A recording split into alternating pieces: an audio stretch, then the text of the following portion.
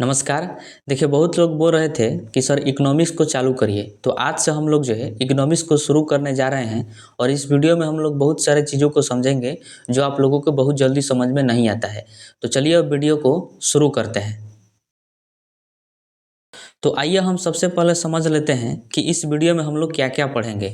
तो हम पढ़ेंगे कि अर्थशास्त्र क्या है, यानी अर्थशास्त्र किसे कहते हैं, और अर्थशास्त्र का वर्गीकरण, यानी अर्थशास्त्र जो है दो प्रकार का होता है, व्यष्टि अर्थशास्त्र और समष्टि अर्थशास्त्र। इन दोनों के परिभाषा समझेंगे कि इनका परिभाषा क्या है। उसके बाद हम लोग देखेंगे कि अर्थव्यवस्था क्या है और अर्थव्यवस्था का कितने क्षेत्र होते हैं। जैसा कि आपको पता है कि 5 क्षेत्र होते हैं। इन पाँचों क्षेत्रों के बारे में भी हम लोग इस वीडियो में विस्तार से समझेंगे और इसको याद भी करेंगे। उसके बाद देखेंगे कि अर्थव्यवस्था का प्रकार क्या है, जो कि बहुत सारा प्रकार होता है, जैसे पूंजीवादी अर्थव्यवस्था, समाजवादी अर्थव्यवस्था, मिश्रित अर्थव्यवस्था, खुली अर्थव्यवस्था और बंद अर्थव्यवस्था। इन सभी तरह के चीज़ों को हम इस वीडियो में विस्तार से समझेंगे और मैं आपको गारंटी देता हूँ कि ये जो है, अगर आप इस पूरे वीडियो को देख लेते हैं तो आपको 100% समझ में आ जाएगा। अगर आप कहीं पर भी इसको नहीं समझे हैं तो इस वीडियो में आपको जो है पूरा बढ़िया तरीका से समझ में आएगा। तो चलिए अब वीडियो को शुरू करते हैं।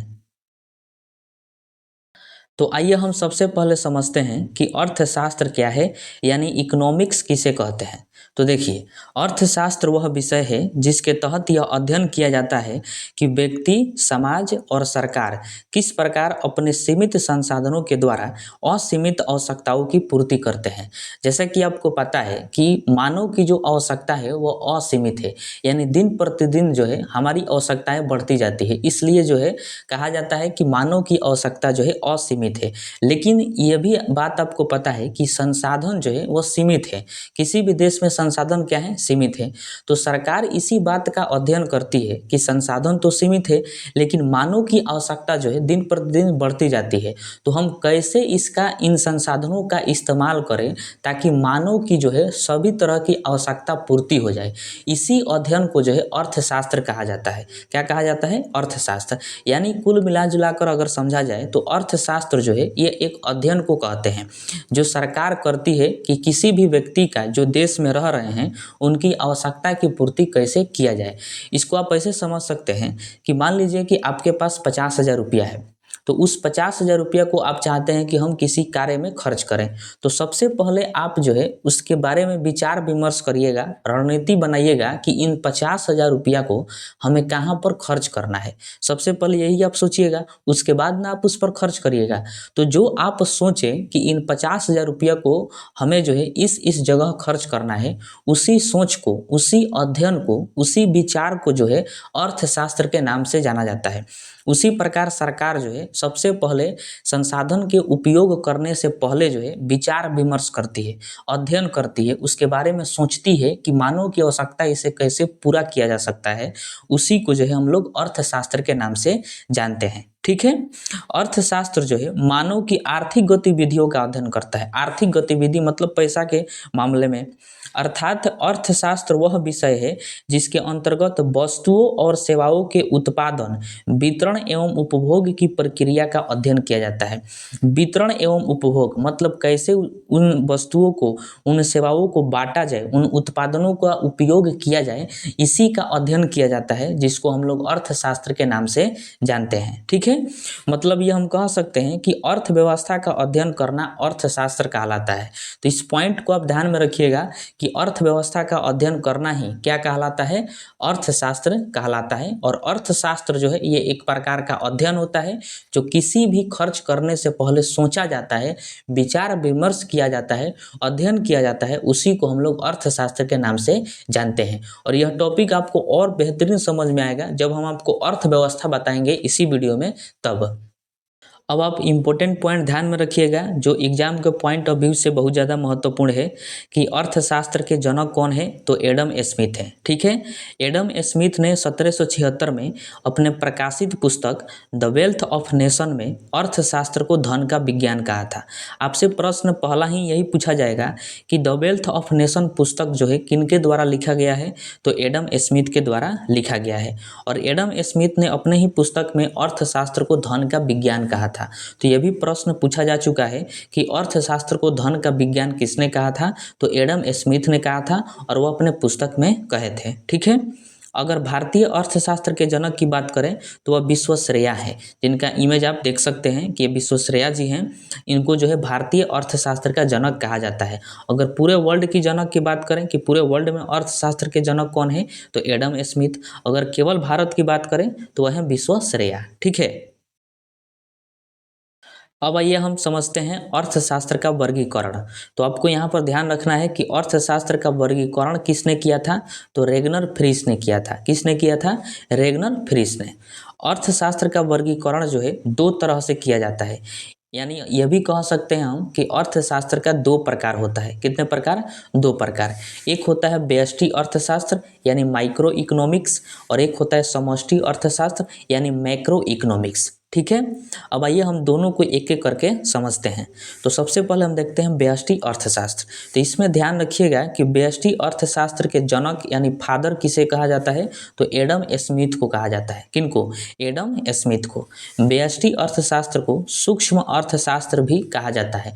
सूक्ष्म का मतलब होता है बहुत छोटा, यानी व्यष्टि का मतलब ही छोटा, इसको ही सूक्ष्म अर्थशास्त्र कहते हैं। यह क्या है कि इसके अंतर्गत अर्थव्यवस्था की एक इकाई का अध्ययन किया जाता है।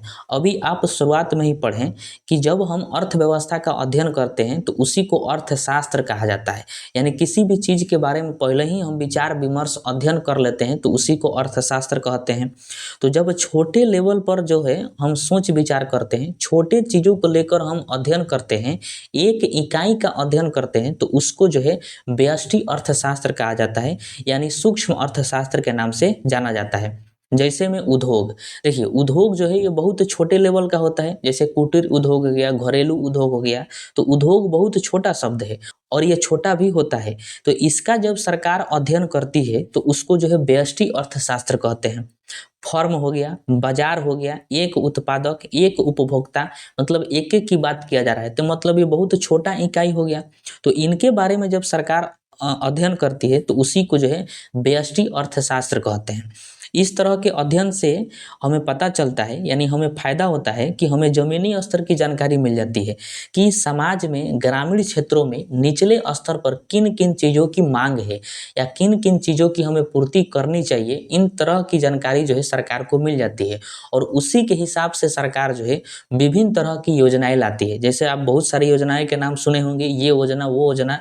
तो सरकार जो है जब व्यष्टि अर्थशास्त्र की अध्ययन करती है, यानी बहुत छोटे लेवल पर अध्ययन करती है एक इकाई का, तो उसको व्यष्टि अर्थशास्त्र कहते हैं और उसी के हिसाब से जो है योजनाएं चलाती है। ठीक है, तो आशा करता हूं कि आपको जो है व्यष्टि अर्थशास्त्र समझ में आ गया होगा, जिसको माइक्रो इकोनॉमी के नाम से भी जाना जाता है। अब आइए हम समझते हैं समष्टि अर्थशास्त्र यानी मैक्रो इकोनॉमिक्स। तो देखिए इसका फादर कौन है, तो जे.एम. किन्से। ध्यान रखिएगा, डायरेक्टली आपसे एग्जाम में प्रश्न पूछा जाएगा कि समष्टि अर्थशास्त्र के जनक कौन है, तो जे.एम. किन्से। ठीक है, समष्टि अर्थशास्त्र को बृहद अर्थशास्त्र भी कहते हैं।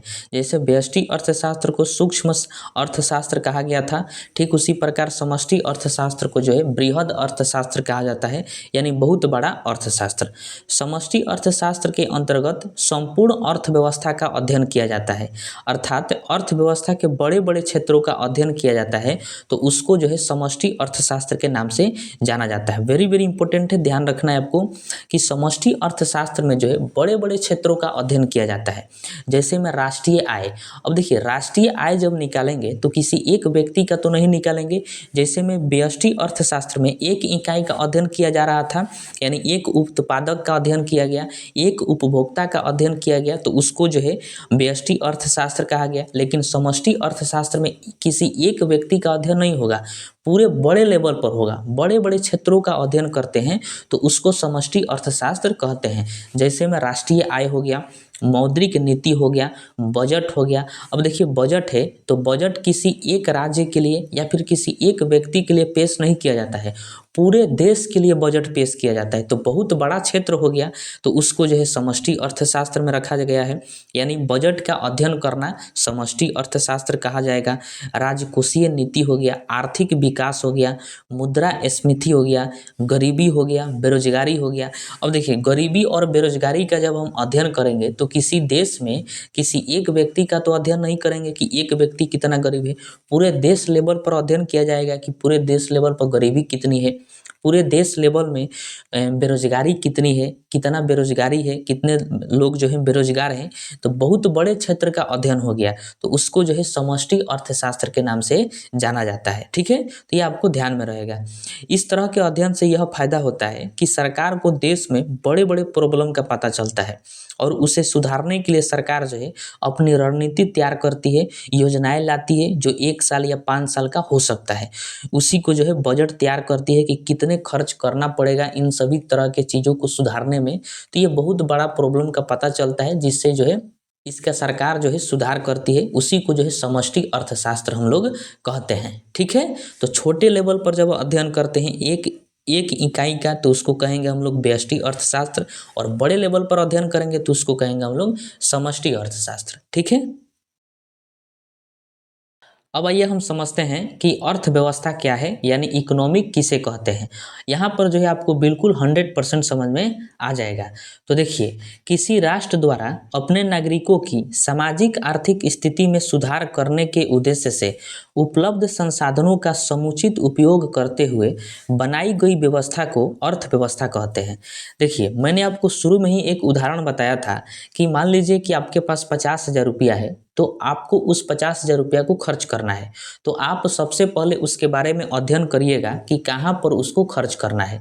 तो जो आप अध्ययन किए कि किन किन चीज़ों पर खर्च करना है, तो उसी अध्ययन को जो है अर्थशास्त्र कहते हैं। लेकिन जब आप खर्च करने लगते हैं, उन 50,000 रुपयों का जब आप उपयोग करने लगते हैं, खर्च करने का जो है प्रारंभ कर देते हैं खर्च करना, तो उसको जो है अर्थव्यवस्था कहा जाता है। उसी को क्या कहा जाता है? अर्थव्यवस्था। कि जब आप योजना बनाते हैं तो उसको कहते हैं हम लोग, जब आप अध्ययन करते हैं कि कहाँ कहाँ खर्च करना है, योजना बना रहे होते हैं, तो उसको अर्थशास्त्र कहते हैं। और जब आप खर्च करने लगते हैं तो उसको कहते हैं अर्थव्यवस्था। ठीक है, तो वही बात कह रहा है कि किसी राष्ट्र द्वारा अपने नागरिकों की सामाजिक आर्थिक स्थिति में सुधार करने के उद्देश्य से उपलब्ध संसाधनों का समुचित उपयोग करते हुए बनाई गई व्यवस्था को अर्थव्यवस्था कहते हैं। उपयोग करते हुए, यानी सरकार जो है सबसे पहले देश में देखती है कि किन चीज़ों की आवश्यकता है, यानी उसका पहले अध्ययन करती है। सबसे पहले सरकार अध्ययन करती है, बड़े लेवल पर भी और छोटे लेवल पर भी अध्ययन करती है, तो उसको कहते हैं हम लोग अर्थशास्त्र। और अध्ययन करने के बाद जो है सरकार बहुत सारी योजनाएं लाती है, बजट पेश करती है, और उसके बाद जो है उन सारी प्रॉब्लमों को दूर करती है, और यानी पैसा अब खर्च करती है, तो उसको कहते हैं हम लोग अर्थव्यवस्था। ठीक है, तो अब आप जो है आपको बिल्कुल समझ में आ गया होगा कि अर्थशास्त्र और अर्थव्यवस्था में क्या अंतर होता है। ठीक है, देखिए, अर्थव्यवस्था जो है यह एक अधूरा शब्द है। अधूरा कहने का मतलब जब यह किसी देश के साथ जुड़ता है तब जाके ये पूरा होता है, अन्यथा अर्थव्यवस्था ऐसे जो है अधूरा है। जैसे अगर भारत के संग में अर्थव्यवस्था जुड़ जाए तब ये पूरा हो जाएगा, जैसे भारतीय अर्थव्यवस्था, या फिर चीनी अर्थव्यवस्था मतलब चीन की अर्थव्यवस्था, अमेरिकी अर्थव्यवस्था। तो ये किसी देश के साथ जुड़ा रहता है तब ये पूरा रहता है, अन्यथा ये अधूरा शब्द होता है। ठीक है, अब आइए हम अर्थव्यवस्था के क्षेत्र को पढ़ते हैं। तो देखिए, अर्थव्यवस्था के क्षेत्र को जो है 3 तरह से बांटा गया है: आर्थिक क्रियाओं के आधार पर, कार्य के आधार पर, और स्वामित्व के आधार पर। ठीक है, आर्थिक क्रियाओं के आधार पर जो है, यानी स्वरूप के आधार पर भी हम कह सकते हैं, तो 5 प्रकार के अर्थव्यवस्था का क्षेत्र है। प्राथमिक क्षेत्र है, द्वितीय क्षेत्र है, तृतीय क्षेत्र है, चतुर्थ क्षेत्र है, और पंचम क्षेत्र है। कार्य के आधार पर, या फिर यह भी कह सकते हैं हम शर्त के आधार पर, जो है 2 प्रकार का क्षेत्र है: संगठित क्षेत्र है और असंगठित क्षेत्र है। उसी तरह स्वामित्व के आधार पर जो है 4 तरह का क्षेत्र बांटा गया है अर्थव्यवस्था का। एक है सार्वजनिक क्षेत्र यानी पब्लिक सेक्टर, निजी क्षेत्र, संयुक्त क्षेत्र और सहकारी क्षेत्र। तो इन सभी क्षेत्रों को जो है हम लोग विस्तार से पढ़ेंगे एक एक करके। आइए हम इनको जो है पढ़ते हैं। तो आइए हम सबसे पहले समझते हैं प्राथमिक क्षेत्र। देखिए, प्राथमिक क्षेत्र जो है इसमें प्राकृतिक संसाधनों का उपयोग किया जाता है। प्राथमिक क्षेत्र में किस तरह के संसाधन उपयोग किए जाते हैं, तो प्राकृतिक संसाधन, यानी इसके आय का स्रोत सीधे प्राकृतिक से जुड़ा रहता है, यानी सभी तरह की प्राकृतिक चीज़ों को प्राथमिक क्षेत्र में रखा जाता है। जैसे में कृषि हो गया, कृषि बताइए प्राकृतिक है कि नहीं है, प्राकृतिक है, तो कृषि को प्राथमिक क्षेत्र में रखते हैं। मत्स्य हो गया यानी मछली पालन, पशुपालन, खनन, ये सभी जो है प्राकृतिक जितने भी चीज़ें उनको प्राथमिक क्षेत्र में रखा जाएगा। तो आपसे एग्जाम में भी प्रश्न पूछता है कि निम्नलिखित में से बताइए किसको प्राथमिक क्षेत्र में रखा जाता है, तो इसमें से कोई ऑप्शन रहेगा। ठीक है, अर्थव्यवस्था का इसको रीढ़ कहा जाता है। प्राथमिक क्षेत्र को अर्थव्यवस्था का रीढ़ कहते हैं। क्यों कहते हैं, क्योंकि यह कृषि से जुड़ा हुआ है, प्राकृतिक चीज़ों से जुड़ा हुआ है और प्राकृतिक के बदौलत ही अर्थव्यवस्था है, इसलिए प्राथमिक क्षेत्र को अर्थव्यवस्था का रीढ़ कहते हैं। तो ध्यान रखिएगा इसको।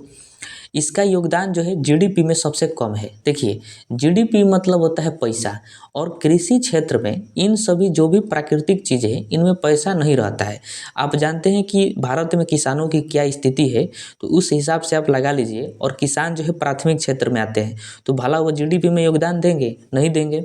इस वजह से प्राथमिक क्षेत्र का जीडीपी में योगदान जो है सबसे कम होता है, यानी 16% है। तो इस तरह से आप इसको ध्यान में रखिएगा। ठीक है, सर्वाधिक रोजगार की बात करें तो सबसे ज़्यादा रोजगार जो है प्राथमिक क्षेत्र में ही है, लगभग 50%। देश की जनसंख्या का लगभग 50% हिस्सा जो है प्राथमिक क्षेत्र से जुड़ा हुआ है, यानी प्राकृतिक से जुड़ा हुआ है, खेती बाड़ी में लगा हुआ है। तो ये बहुत जो है दुखद भी बात है और सुखद भी बात है, दोनों तरह की ये बात है। तो इन सभी चीज़ों को आप ध्यान में रखिएगा, इससे आपसे प्रश्न पूछा जाएगा। उसके बाद है द्वितीयक क्षेत्र। तो देखिए, इसमें कारखानों को शामिल किया जाता है, इसमें निर्माण तथा विनिर्माण होता है। द्वितीयक क्षेत्र में क्या होता है, निर्माण भी होता है और विनिर्माण भी होता है। निर्माण का मतलब क्या हुआ, किसी चीज़ का निर्माण करना, और विनिर्माण का मतलब क्या हुआ कि जो निर्माण हुआ है, जैसे मान लीजिए कि आटा का निर्माण हुआ, तो आटा से अब हम क्या बना देंगे, बिस्कुट बना देंगे। तो आटा से जब बिस्कुट बना तो उसको हम लोग कहेंगे विनिर्माण। क्या कहेंगे उसको, विनिर्माण। कच्चे माल से जो है उस दूसरा चीज़ तैयार कर देना, तो उसको विनिर्माण कहा जाता है। तो द्वितीयक क्षेत्र में निर्माण भी होता है और विनिर्माण भी होता है, यानी कारखानों को शामिल किया जाता है द्वितीयक क्षेत्र में। ठीक है, जैसे में आटा चक्की, आटा चक्की में निर्माण होता है, विनिर्माण होता है। गन्ना हो गया, फैक्ट्री हो गया, सर्विसेज हो गया, तो इन सभी क्षेत्रों को जो है द्वितीयक क्षेत्र में रखा जाता है। इसका योगदान जीडीपी में अगर बात करें तो 30% है। प्राथमिक क्षेत्र से थोड़ा बहुत क्या है, ज़्यादा है, तो 30% है, इसको ध्यान में रखिएगा। ठीक है, अगला है तृतीय क्षेत्र। तो देखिए, इसमें जो है नौकरी, सेवा, दुकान, इन सभी चीज़ों को शामिल किया जाता है तृतीय क्षेत्र में। जैसे में परिवहन हो गया, हॉस्पिटल हो गया, कोचिंग हो गया, नेता सब हो गए, शिक्षा हो गया, खेल हो गया, कोई भी खेल हो, कम्युनिकेशन हो गया, बैंक हो गया और नौकरी हो गया। तो इन सभी चीज़ों को जो है तृतीय क्षेत्र में शामिल किया जाता है। और तृतीय क्षेत्र में जो है बहुत ज़्यादा पैसा है, क्योंकि इसमें आने के लिए स्किल की आवश्यकता होती है। अगर आपके पास स्किल नहीं है, आप मेहनत नहीं करिएगा, तो आप तृतीय क्षेत्र में नहीं जाएंगे। जैसे अगर आप मेहनत नहीं करिएगा तो आपका नौकरी नहीं होगा, और जब तक नौकरी नहीं होगा तो आप तृतीय क्षेत्र में जाएंगे नहीं, क्योंकि नौकरी को तृतीय क्षेत्र में शामिल किया जाता है। तो इन सब में पैसा अधिक है, तो इसके लिए स्किल की आवश्यकता होती है। जैसे मान लीजिए कि हॉस्पिटल है, तो हॉस्पिटल तृतीय क्षेत्र में आएगा। तो हॉस्पिटल जो है किसके बलबूता पर चल रहा है, डॉक्टर के, और डॉक्टर जो है पढ़ लिख कर डॉक्टर बना है। तो इस वजह से उसके पास जो है पैसा भी अधिक है, क्योंकि वो हॉस्पिटल चला रहा है। तो पैसा अधिक आएगा तो वो टैक्स भी अधिक देगा। तो इस वजह से इसको जो है तृतीय क्षेत्र में शामिल किया जाता है। और यह जो है जीडीपी में सबसे अधिक योगदान देता है, क्योंकि ये इस क्षेत्र में जो भी लोग हैं वो टैक्स भी अधिक देते हैं, इसलिए इनका योगदान जीडीपी में अधिक होता है, यानी 54%। तो इससे आपसे प्रश्न पूछेगा कि बताइए किस क्षेत्र का जीडीपी में योगदान सबसे अधिक है, तो तृतीय क्षेत्र का है। तो कितना है, तो 54% है। और सबसे कम योगदान किस क्षेत्र का है, तो प्राथमिक क्षेत्र का है, 16%। ठीक है, आगे हम देखते हैं चतुर्थ क्षेत्र और पंचम क्षेत्र। तो देखिए, चतुर्थ क्षेत्र जो है, इस क्षेत्र में ज्ञान वाले क्षेत्र को रखा जाता है। जैसे में आईटी हो गया, यानी सूचना एवं प्रौद्योगिकी, आरडी हो गया, रिसर्च एंड डेवलपमेंट, यानी अनुसंधान एवं विकास। तो ये सब जो है ज्ञान वाले बड़े बड़े क्षेत्र हैं, तो इनको जो है चतुर्थ क्षेत्र में रखा जाता है। तो इसमें बस आपको इतना ही ध्यान रखना है कि ज्ञान वाले जो भी क्षेत्र हैं उनको चतुर्थ क्षेत्र में शामिल किया जाता है। ठीक है, उसके बाद है पंचम क्षेत्र। इस क्षेत्र में उच्चतम निर्णय लेने वाले लोग एवं संस्थान को शामिल किया जाता है, यानी जो लोग जो है बड़े पद पर हैं और उच्च प्रकार के निर्णय लेते हैं, या फिर कोई संस्थान है जो उच्च प्रकार का निर्णय लेता है, तो उसको पंचम क्षेत्र में शामिल किया जाता है। जैसे में देखिए कि विश्वविद्यालय जो है बड़े बड़े लेवल का निर्णय लेते हैं, तो उनको पंचम क्षेत्र में रखा गया है। सरकारी संगठन हो गया, सार्वजनिक सेवा हो गया, कंपनी के सीईओ हो गए, एमडी हो गए, वित्तीय और कानूनी सलाहकार हो गए, तो ये सब जो है बड़े बड़े लेवल का निर्णय लेते हैं, तो इनको जो है पंचम क्षेत्र में शामिल किया जाता है। तो इस तरह की चीज़ों को आप ध्यान में रखिएगा। अब आइए हम समझते हैं संगठित क्षेत्र और असंगठित क्षेत्र क्या है। तो देखिए, संगठित क्षेत्र जो है इसमें नौकरी की शर्त, समय और वेतन तीनों ही निश्चित होता है, तो उसको जो है संगठित क्षेत्र कहा जाता है।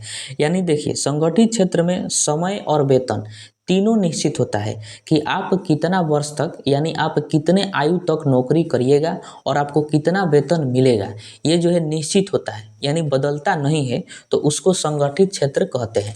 जैसे में आप जानते हैं सरकारी नौकरी में जो है समय और वेतन दोनों फिक्स होता है कि आप कितने आयु तक नौकरी करिएगा, तो 60 वर्ष तक जो है सरकारी नौकरी आप कर सकते हैं, आप 60 वर्ष के आयु तक, ठीक है। और आपका वेतन भी फिक्स रहता है कि आपको इतना वेतन दिया जाएगा, कोई भी सरकारी नौकरी हो। तो अगर आप ईमानदारी से काम करते हैं तो आपको 60 वर्ष से पहले जो है कोई नहीं हटा सकता। जब आपकी आयु 60 वर्ष हो जाएगी तभी आप जो है रिटायर हो सकते हैं, तो वह जो है संगठित क्षेत्र हो गया। जैसे बड़े बड़े कंपनी में जो है, जैसे टाटा बिरला कंपनी हो गया, तो इन सब में जब नौकरी मिलती है तो इसमें भी वेतन और समय दोनों निर्धारित होता है, दोनों निश्चित होता है, इसके पहले आपका कुछ कोई नहीं कर सकता है, तो उसको संगठित क्षेत्र कहते हैं, ठीक है। वही एक होता है असंगठित क्षेत्र। इसमें जो है नौकरी का ना वेतन फिक्स होता है, ना समय फिक्स होता है, ना छुट्टी किसी प्रकार का फिक्स होता है, यानी कोई भी चीज़ इसमें निश्चित नहीं होता है, अनिश्चित होता है, तो उसको असंगठित क्षेत्र कहते हैं। जैसे प्राइवेट नौकरी में कुछ नहीं है, अगर मुनाफा होगा तो कहीं आपका वेतन बढ़ा देगा, अगर नहीं होगा तो आपका वेतन वहाँ और घटा देगा जितना पहले मिलता था। छुट्टी का कोई लेना देना नहीं है, कोई छुट्टी आपको देगा नहीं, मतलब प्राइवेट नौकरी में कोई भी चीज़ नहीं रहता है। और फिक्स आपका आयु भी फिक्स नहीं है कि आपको कब प्राइवेट नौकरी से निकाल दिया जाएगा, कब रख लिया जाएगा, कोई फिक्स नहीं है। उसी प्रकार कृषि हो गया, कृषि में जो भी लोग लगे हैं तो ना उनका कोई वेतन फिक्स है, जैसे किसान हो गए तो उनका ना वेतन फिक्स है, ना ही उनका आयु फिक्स है कि आप कब तक इस कृषि को कर सकते हैं। तो कृषि जो है असंगठित क्षेत्र हो गया। अगर आप बिजनेस कर रहे हैं, दुकान हो गया, तो इसमें भी आपका वेतन फिक्स नहीं है, किसी महीना आपको मुनाफा हो जाएगा, किसी महीना आपको घाटा हो जाएगा, तो ये सब जो है असंगठित क्षेत्र के अंतर्गत आते हैं, ठीक है। अब आइए हम समझते हैं सार्वजनिक क्षेत्र और निजी क्षेत्र। तो देखिए, सार्वजनिक क्षेत्र जो है इस पर पूरी तरह सरकार का अधिकार होता है। सार्वजनिक क्षेत्र को ही पब्लिक सेक्टर के नाम से जाना जाता है। यह विकास तथा समाज कल्याण के लिए होता है। किसके लिए होता है? तो विकास के लिए और समाज कल्याण के लिए भी, ठीक है। सार्वजनिक क्षेत्र की सबसे बड़ी जो कंपनी है वह रेलवे है और महारत्न है। रेलवे देखिए कि किसका है, तो इस पर सरकार का संपूर्ण रूप से अधिकार है, और यह जो है समाज कल्याण के लिए रेलवे है, तो इसको जो है सार्वजनिक क्षेत्र के अंतर्गत रखा जाता है। उसी प्रकार है निजी क्षेत्र। निजी क्षेत्र जो है इसके सभी क्षेत्र में निजी व्यक्ति का हाथ होता है। निजी क्षेत्र में किसका हाथ होता है? तो निजी व्यक्ति का हाथ होता है, इसी को प्राइवेट कहा जाता है, यानी पीवीटी। कहीं पर देखे होंगे आप, लिखा होता है पीवीटी। तो प्राइवेट क्षेत्र को ही निजी क्षेत्र के नाम से जाना जाता है, और इस पर निजी व्यक्ति का अधिकार होता है, मतलब किसी एक व्यक्ति का इस पर अधिकार होता है। इसका जो है उद्देश्य केवल लाभ कमाना होता है कि कहीं से भी इसको लाभ मिलना चाहिए, ठीक है। पूंजी के आधार पर सबसे बड़ी जो प्राइवेट कंपनी है वह है रिलायंस। रिलायंस का नाम सुने होंगे। तो ये पूंजी के आधार पर, मतलब इसके पास सबसे अधिक पूंजी है, संपत्ति है, उसके आधार पर सबसे बड़ा प्राइवेट कंपनी है रिलायंस है। और जबकि क्षमता के आधार पर बात करें, कर के क्षमता के आधार पर, मतलब कर यानी टैक्स देने में सबसे बड़ी जो कंपनी है वो है टाटा, ठीक है। तो इन बातों को आप ध्यान में रखिएगा। अब हम समझते हैं संयुक्त क्षेत्र और सहकारी क्षेत्र। तो देखिए, संयुक्त क्षेत्र को ही ट्रिपल पी के नाम से जाना जाता है। इसमें निजी तथा सार्वजनिक दोनों की भागीदारी होती है। मतलब निजी व्यक्ति के भी और सार्वजनिक व्यक्ति के भी इसमें भागीदारी होती है। मतलब प्राइवेट व्यक्ति भी इसमें भाग ले सकता है और सरकार भी इसमें भाग ले सकती है। तो उसी को जो है संयुक्त क्षेत्र कहा जाता है, यानी public private partnership. Public private partnership यानी PPP यानी ट्रिपल पी। ठीक है। वर्तमान में भारत में सबसे तेजी से जो है PPP का विकास हो रहा है। उदाहरण के रूप में देखिए कि मेट्रो जो है, मेट्रो का बहुत अधिक तेजी से विकास हो रहा है। तो मेट्रो को बनाने में और मेट्रो का संचालन करने में सरकार का भी उसमें योगदान है और किसी निजी व्यक्ति का भी योगदान है। तो उसको जो है संयुक्त क्षेत्र में रखा जाएगा। तो इसको आप ध्यान में रखिएगा। ठीक है। उसके बाद एक है सहकारी क्षेत्र यानी कोऑपरेटिव। जब किसी कंपनी का दिशा निर्देशक जो है सरकार तय करती है तो उसको कोऑपरेटिव कहते हैं। मतलब कोई उसको ऑपरेट कर रहा है, इसीलिए उसको कहते हैं कोऑपरेटिव। ठीक है। तो इसका दिशा निर्देशक सरकार तय करती है तो उसको सहकारी कहते हैं। क्या कहते हैं? सहकारी। जैसे आप सुने होंगे कोऑपरेटिव बैंक। कोऑपरेटिव बैंक जो है, तो इसका मतलब क्या हुआ, उस बैंक का जो दिशा निर्देशक दे रही है वो कोई सरकार दे रही है। ठीक है। तो इसलिए उसको कोऑपरेटिव बैंक के नाम से जाना जाता है। कोऑपरेटिव बैंक जो है, कोऑपरेटिव का संचालन कई लोगों द्वारा होता है, एक लोगों के द्वारा नहीं होता है, बहुत सारे लोगों के द्वारा होता है। यानी उसका संचालन कोई दूसरा करता है, इसलिए उसको कोऑपरेटिव बैंक के नाम से जाना जाता है। ठीक है। अब हम समझते हैं अर्थव्यवस्था का प्रकार। देखिए, अर्थव्यवस्था का जो है मुख्य रूप से 5 प्रकार होता है और पांचों जो है बहुत ज़्यादा इंपॉर्टेंट है। इससे एग्जाम में प्रश्न पूछा जाता है, तो इसको आप ध्यान से समझिएगा।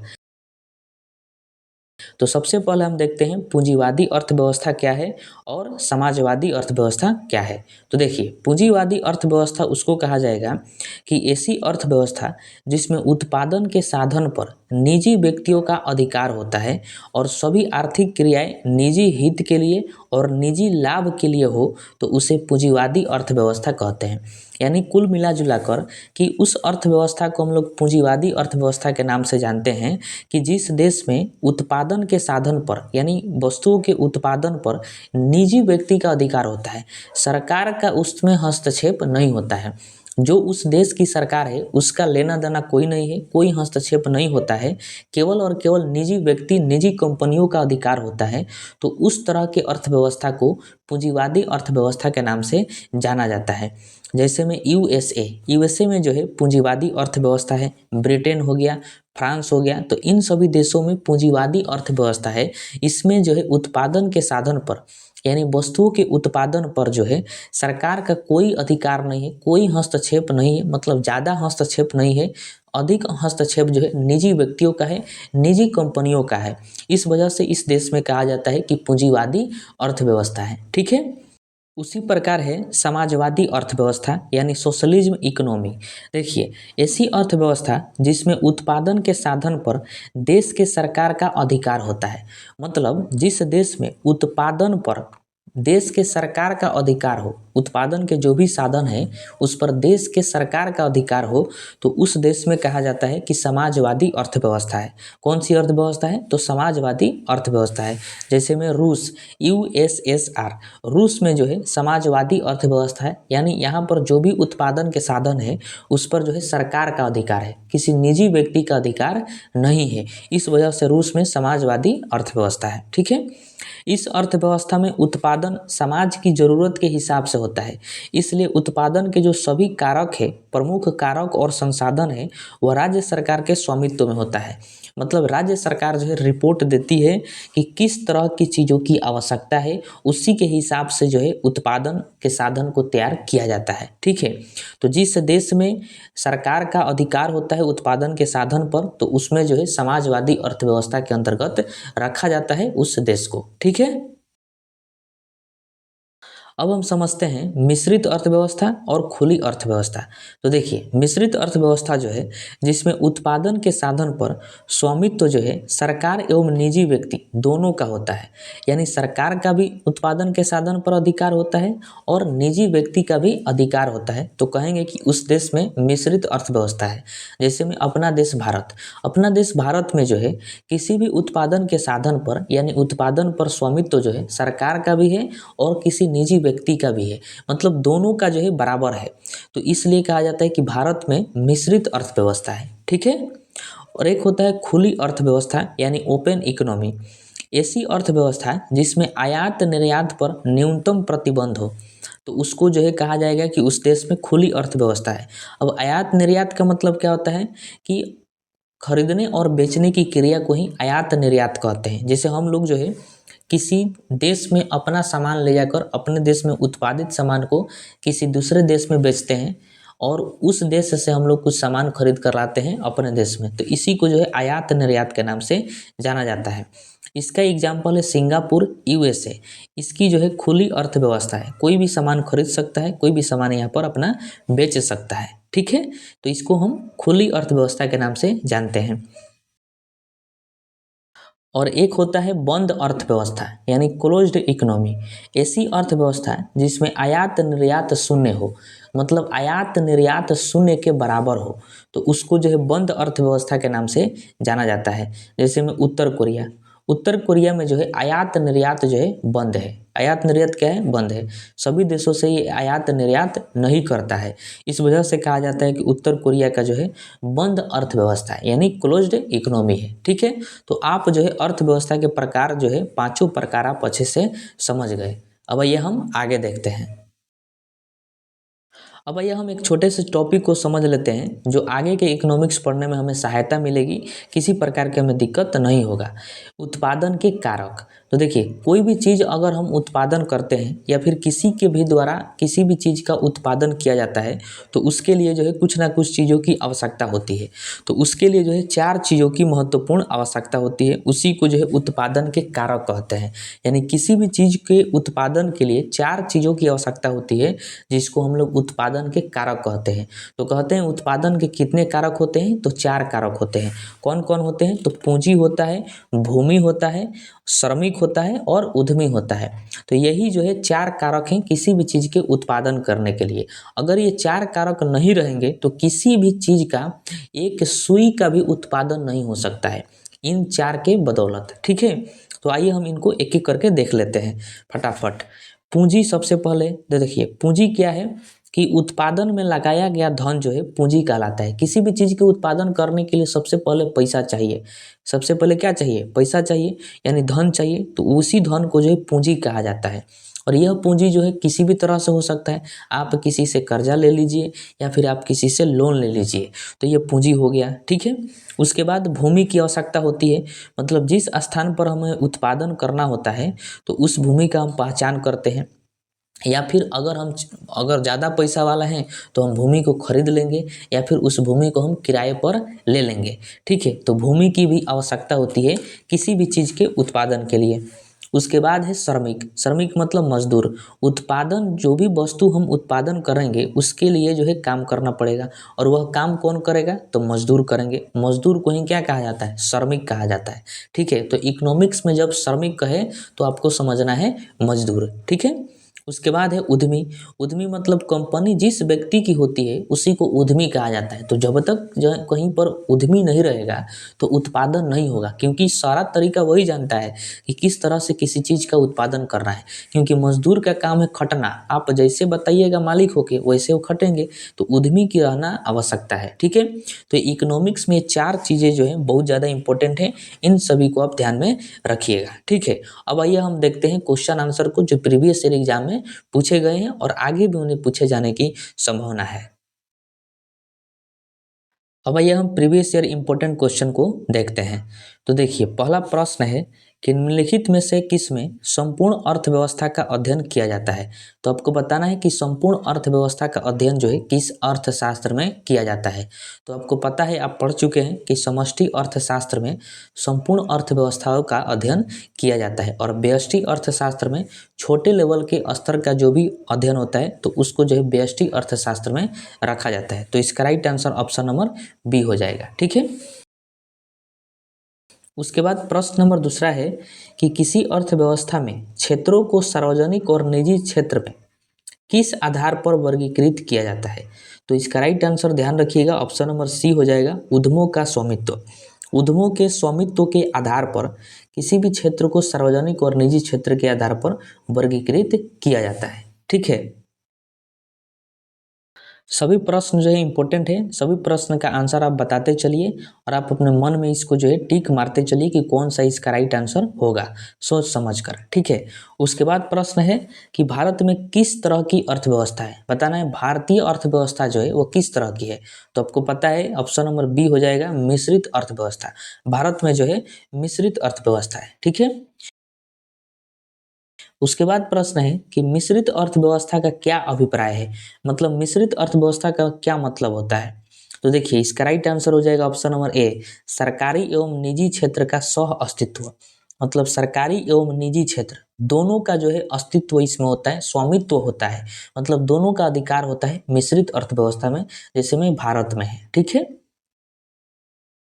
उसके बाद प्रश्न है कि आर्थिक विकास के दृष्टिकोण से भारत की गिनती होती है, मतलब बताना है कि आर्थिक विकास के दृष्टिकोण से भारत की गिनती किस में होती है। तो इसका राइट आंसर हो जाएगा ऑप्शन नंबर सी, विकासशील राष्ट्र के रूप में। मतलब भारत जो है अभी विकासशील है, पूरा विकसित नहीं हुआ है, अभी विकासशील है। ठीक है, इंपॉर्टेंट है ये। उसके बाद है कि भारतीय अर्थव्यवस्था का कौन सा क्षेत्र सकल राष्ट्रीय उत्पाद में सबसे अधिक योगदान करता है। आपको मैंने शुरू में ही बताया था कि प्राथमिक क्षेत्र जो है वह जो है जीडीपी में योगदान नहीं देता है, मतलब 16% देता है, सबसे कम देता है। और द्वितीय क्षेत्र जो है वो भी बहुत कम देता है, लेकिन तृतीय क्षेत्र जो है जीडीपी में योगदान बहुत अधिक देता है। तो सकल राष्ट्रीय उत्पाद का मतलब क्या हुआ, जीडीपी।